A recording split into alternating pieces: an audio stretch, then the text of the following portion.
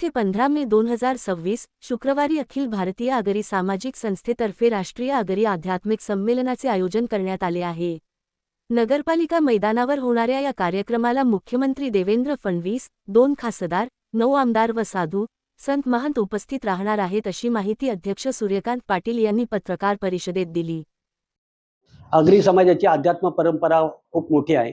हे अध्यात्म परंपरेचे महात्म्य जगासमोर अधोरेखित करावं म्हणून अखिल भारतीय अगरी सामाजिक संस्थेने एक देशभरातील साधू संतांचा भव्य दिव्य असा राष्ट्रीय आध्यात्मिक संमेलन 15 मे 2026 रोजी पेणच्या नगरपालिका मैदानावर आयोजित केलेलं आहे।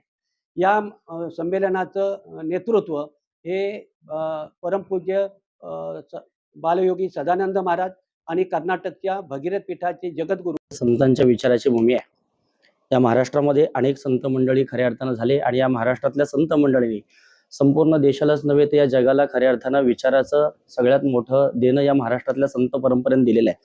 आणि या संत परंपरेमध्ये आपला आगरी समाज, आपला समाज या अनुषंगाने आपल्या आगरी समाजामध्ये या अखिल भारतीय आगरी सामाजिक संस्थेच्या वतीनं एक आपल्या समाजाचा एक आध्यात्मिक संमेलन आणि मेळावा येत्या 15 मे रोजी नगरपालिका ग्राउंड पेण या ठिकाणी भव्य दिव्य आयोजन केलेलं आहे।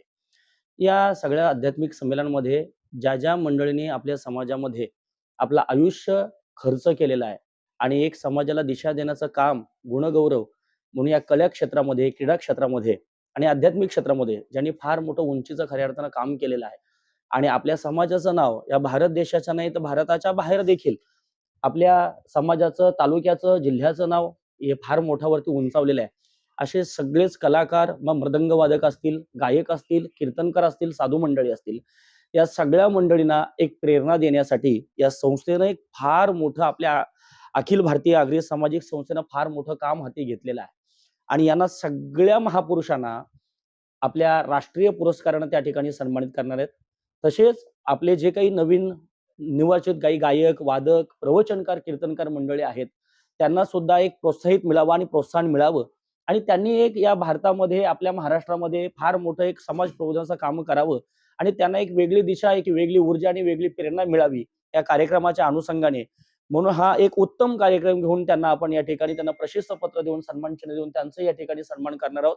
मी या सगळ्या आध्यात्मिक जेवढा आपल्या समाजातील आध्यात्मिक जेवढ्या संघटना आहेत, जेवढे मंडळ आहेत, त्या भजन मंडळ असतील, हरिपाठ मंडळ असतील, कीर्तनाचे काही मंडळ असतील, या सगळ्याच हरिपाठ मंडळ, कीर्तन मंडळ किंवा भजन मंडळ यांना मी विनंती करणार आहे की या कार्यक्रमासाठी सगळ्याच मंडळींनी आवर्जून उपस्थित राहा।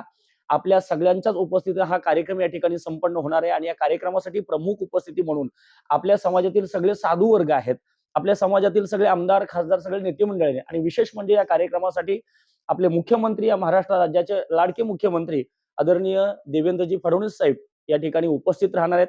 त्यामुळे जास्तीत जास्त संख्येनं आध्यात्मिक मंडळींनी या ठिकाणी या कार्यक्रमासाठी उपस्थित राहावं आणि या कार्यक्रमाचा जे सांगतेचा कार्यक्रम आहे तो अतिशय महत्वाचा आहे की हरिपाठ, जेवढी हरिपाठ मंडळ आहेत त्यांचा सामूहिक हरिपाठ होणार आहे आणि माऊलींनी दिलेल्या विचाराचा आणि पसायदानाने या कार्यक्रमाची आपण सांगता करणार आहोत।